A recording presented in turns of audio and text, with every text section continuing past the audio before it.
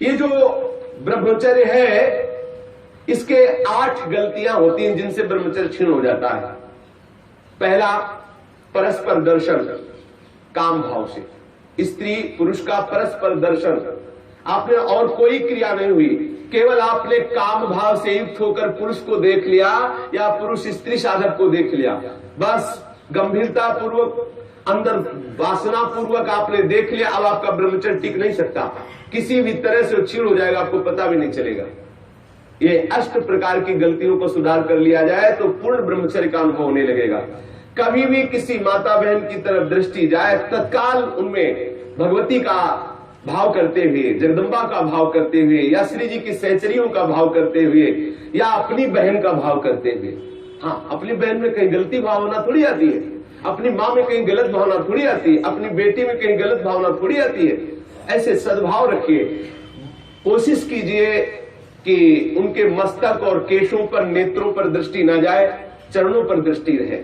जो चाहे आपन कल्याणा, सुजस सुमति शुभगति शुभनाना, सो परनार लीलार गुसाई, तजो चौथ के चंद्र किनाई। जैसे चौथ के चंद्रमा को देखने से कलंक लगता है, लोग बचते हैं, ऐसे ही माता बहनों के नेत्र, मस्तक और केस, इन 3 को देखने के लिए अपनी दृष्टि को बचा लो। नेत्रों में नेत्र न मिलने पावे, उनके ललाट और उनके केस पास पर दृष्टि न जाने पावे, उनके चरणों पर दृष्टि रहे। संभाषण करना हो तो सर नीचा करके ही उनसे संभाषण करो। ये आद्य शक्ति जगदम्बा के अंश स्वरूपा है, ये श्री जी की सहचरी है। ऐसा भाव रखकर उनसे वार्ता करो। ज्यादा देर वार्ता मत करो, ये एकांत में वार्ता मत करो।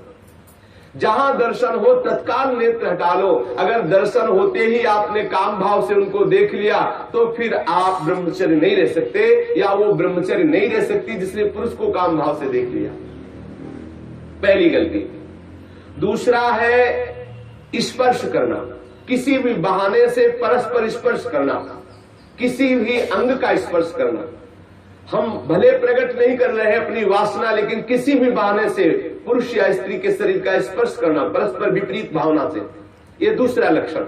यदि आप प्रकट तो नहीं कर रहे लेकिन किसी भी बहाने से आप स्पर्श कर रहे हैं, आपके अंदर काम का भाव चल रहा है, तो आप ब्रह्मचर्य नहीं रह सकते, आपका ब्रह्मचर्य क्षीण हो जाएगा। दूसरी गलती। तीसरी गलती, केल विलास क्रीड़ा को देखना।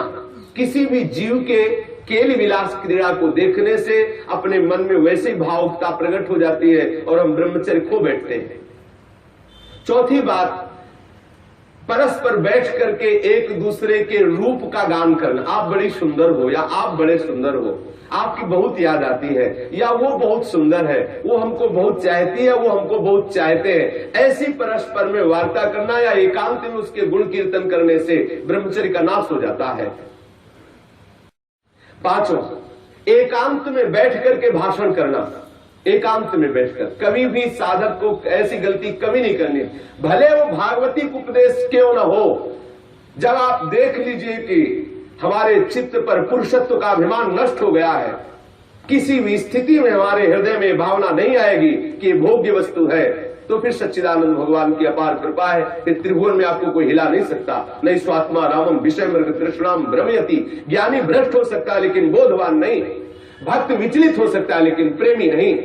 जो प्रेम से युक्त हो चुका है, जो बोध संपन्न महापुरुष है, क्योंकि जब सर्वत्र सच्चिदानंद में भगवान श्री कृष्ण दिख रहे तो कौन किसको भ्रष्ट कर सकता है। जब तक स्त्री पुरुष का अहम है तभी तक ऐसी भावना का जो भयावह स्वरूप है उससे बचना चाहिए, तभी तक ऐसी भावना हमारे हृदय में हावी होती है। इसलिए साधक को कभी भी एकांत में, स्त्री शरीर साधक को कभी भी पुरुष शरीर साधक से एकांत में कभी भी भाषण नहीं करना चाहिए। अगर करने का अवसर आए तो मैदान में आ जाना चाहिए, खुले में आ जाना चाहिए, जहां सब लोग आपको देख रहे हो, जिससे आपके हृदय में वो गलती नहीं होने पाएगी। यदि आप ऐसा कर रहे, भले भागवती उपदेश ही कर रहे हैं, तो भी आप ब्रह्मचर्य नहीं रह सकते, ऐसा शास्त्र का आदेश है।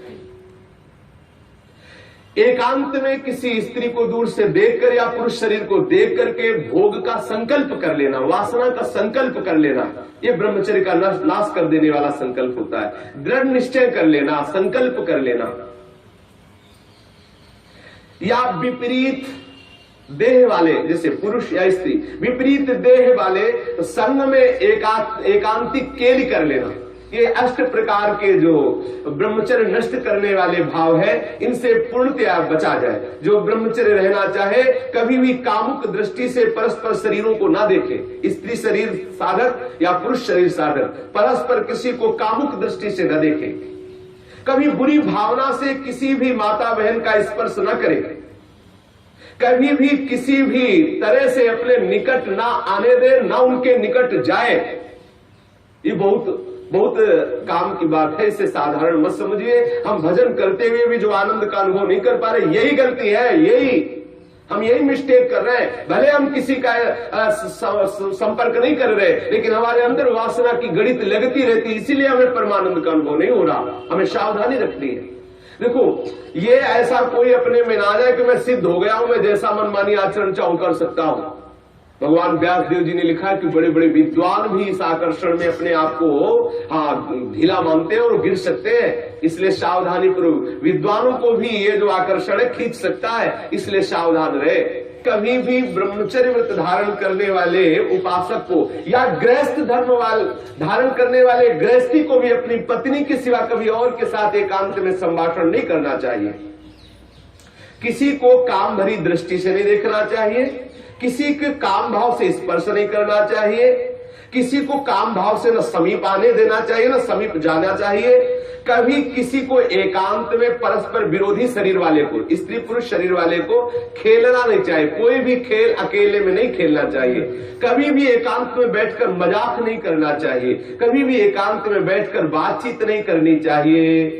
अपने मन को ही आप मित्र और शत्रु समझो। विषयों में लगा हुआ मन शत्रु है और प्रभु के भजन में लगा हुआ मन मित्र है। इसलिए सावधान, कभी भी एकांत में ब्रह्मचर्य व्रत धारण करने वाले को स्त्री का संग कदापि नहीं करना चाहिए, नहीं तो उसके हृदय में वासना जागृत हो ही जाएगी।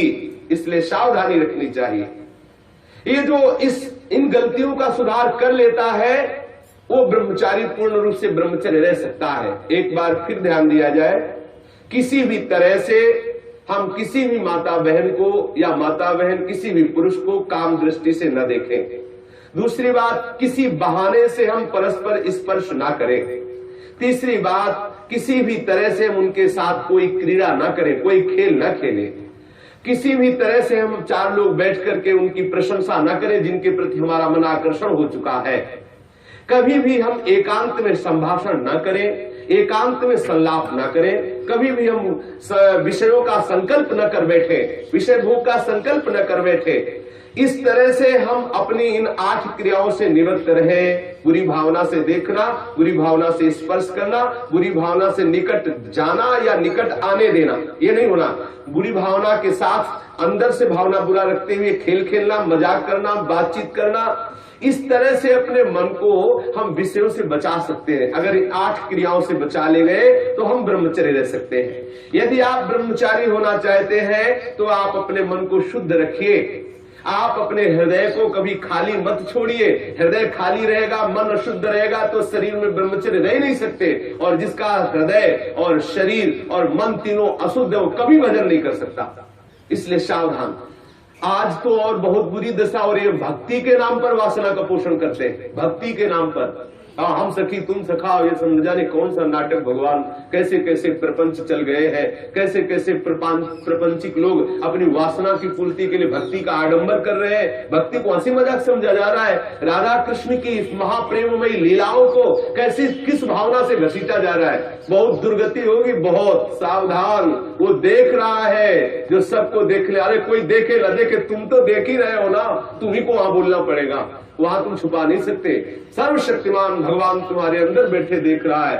भजन करना चाहते हो, भगवत प्रेम प्राप्त करना चाहते हो तो ब्रह्मचर्य पर पूर्ण दृष्टि रखो।